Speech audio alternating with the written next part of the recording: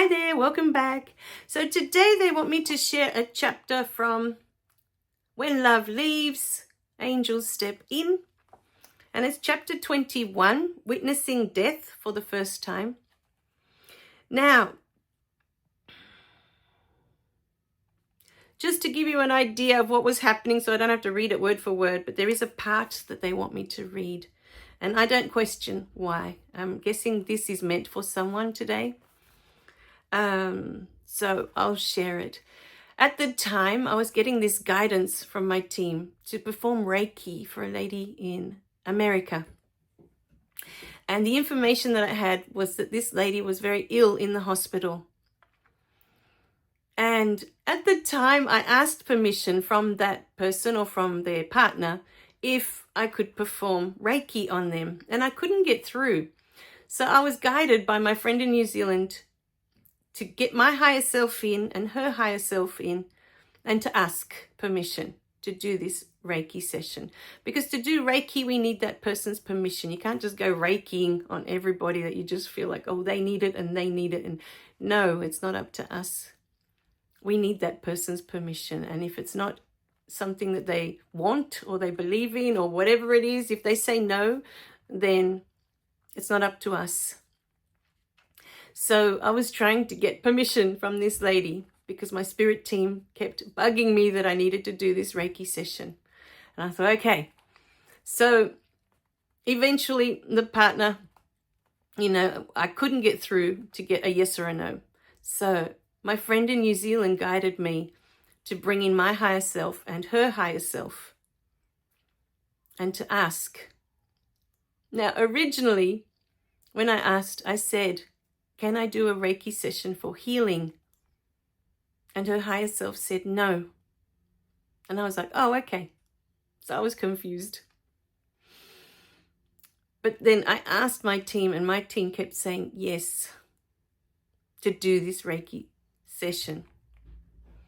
And I thought, well, I can't get verbal, a verbal consent from her, a yes or a no. The partner eventually sent a yes.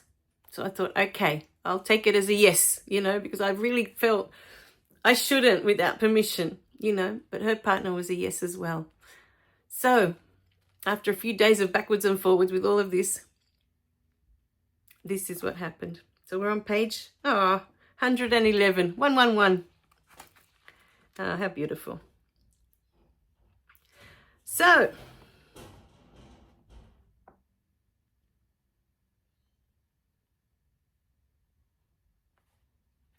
when I called in the angels, they were all dressed in those beautiful white luminescent gowns. Even Uriel and Metatron were dressed in white and had taken human form for this session. As I opened up her crown, there was so much light pouring into her head. It was almost blinding. When I opened up her third eye chakra, I could see her divine light body come out of her physical body. She was ecstatic and delighted. I'd never felt such joy until this point in time. Her light body floated above her physical body. I could see her physical body in the hospital room, and her light body was floating outside of the room. At this point, there were no walls or a roof, just space. It's a bit tricky to describe, but hopefully you get the picture. Yes, what I could see her in the hospital bed.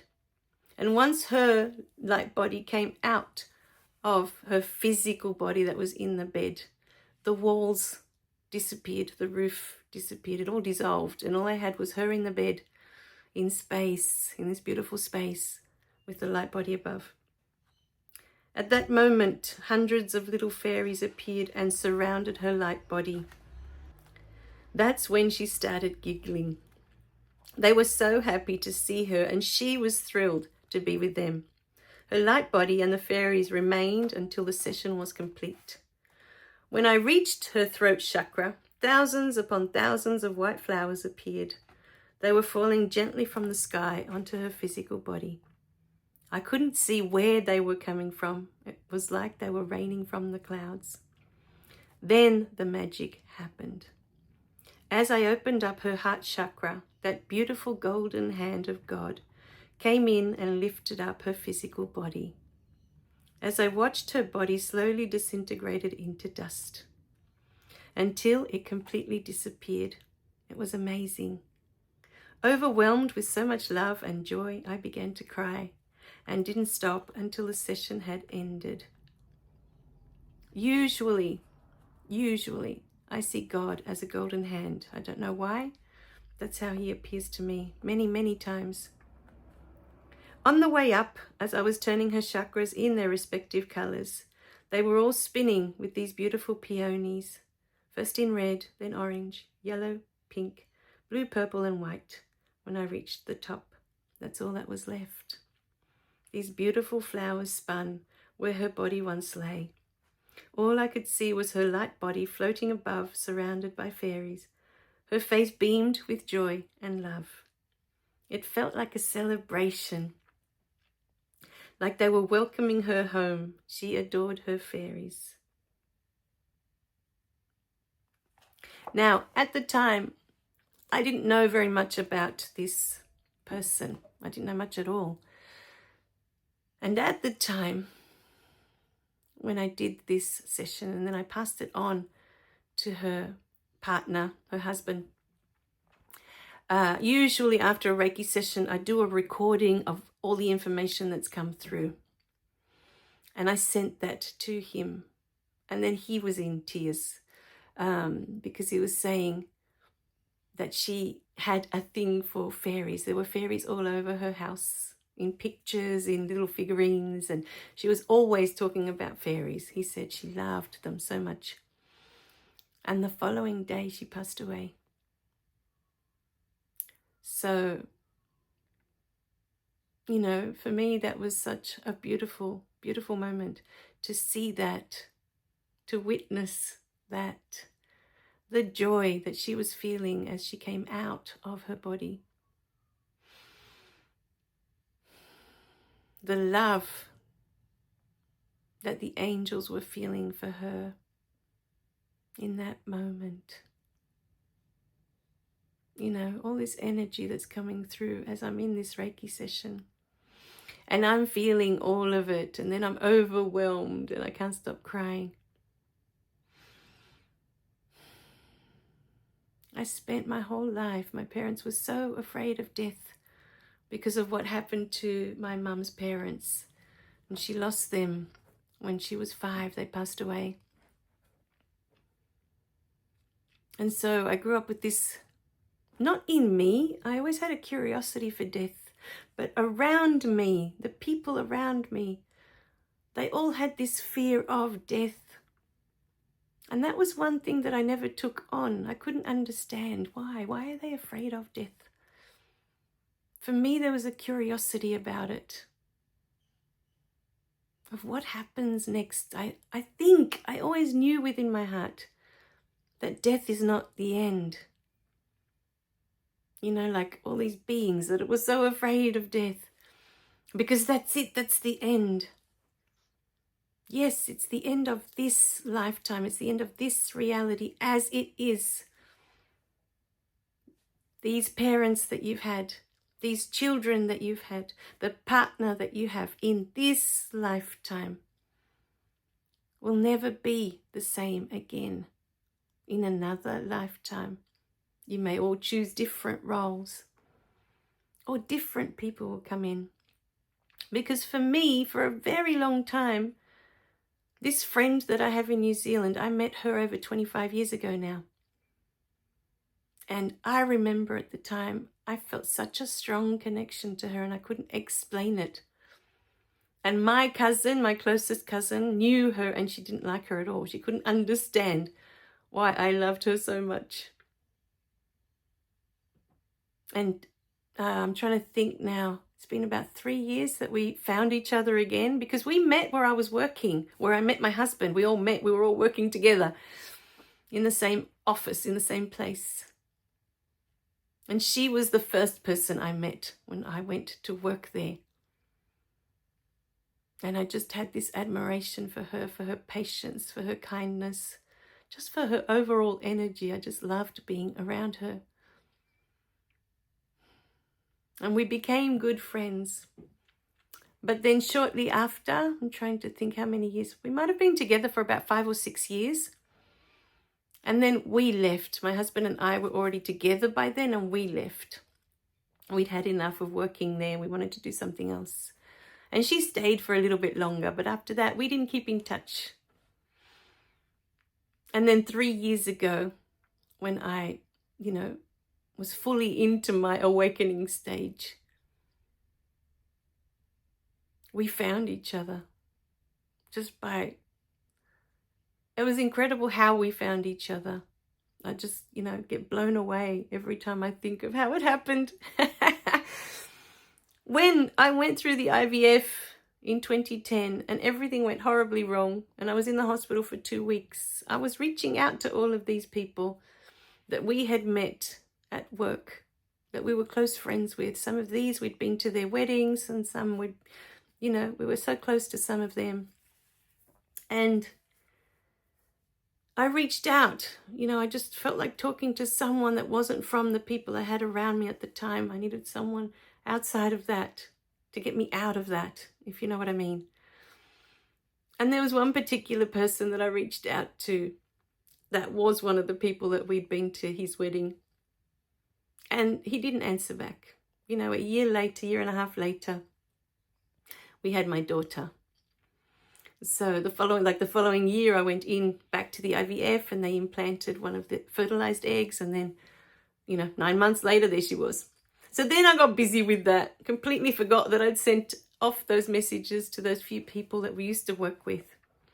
And this particular friend that I was so close to, she was the only other female at the time that was in the office. I couldn't contact her. I couldn't find her contacts at the time for whatever reason. So she wasn't one of the people I reached out to. But this other friend, 11 years later from that 2010 message, he decides to send a message back. It was on Facebook Messenger. And I was quite new to Messenger. I wasn't using it all that much. But 11 years later, he decides to send a message. Oh, wait, it wasn't 11 years. It would have been 10. It was just before COVID. So that would be 9 years. 2019. It was just before COVID hit. Sorry, my bad. 2019. 9 years later, he decides to answer that message on Messenger and saying, hey, let's catch up. But by this stage, he was far away from where we are, so we had to really travel to get to him. And we caught up with our daughter that was now 9. And 2019, hang on, no, she's 7. Anyway, maths isn't with me. It's not on my side today. Let's skip the numbers. So there's too much going on. So what's important about the story isn't the numbers. We had our daughter, and my daughter and his daughter, for whatever reason, even though she's 2 years older than my daughter, hit it off like they've been best friends forever. It was incredible to watch. Within half an hour of them sitting together at the table, they were besties.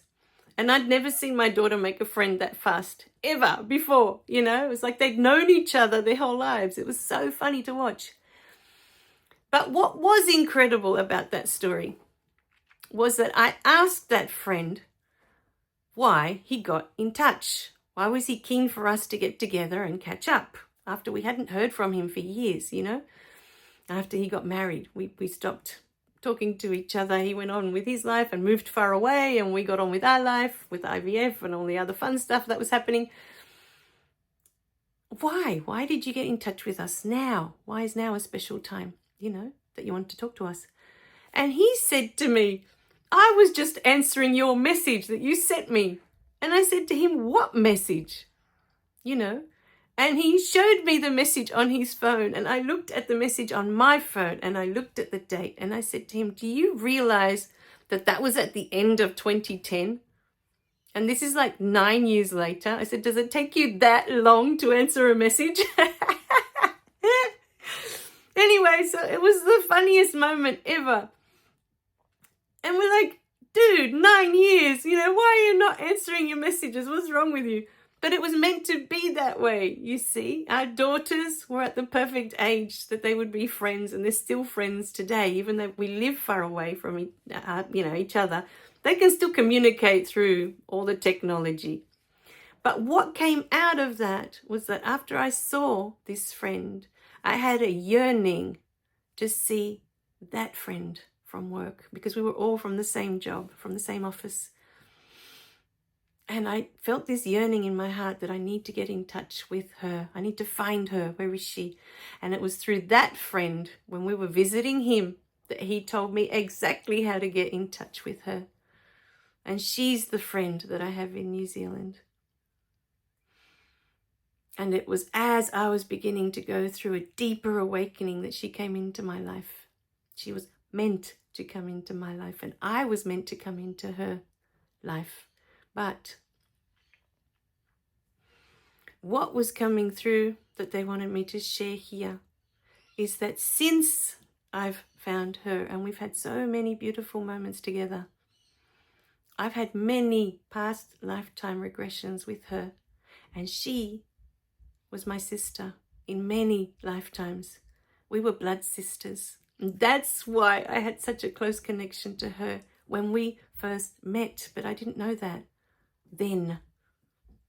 I know that now, that I've been shown all these past lifetimes, and she was in so many of them, so many.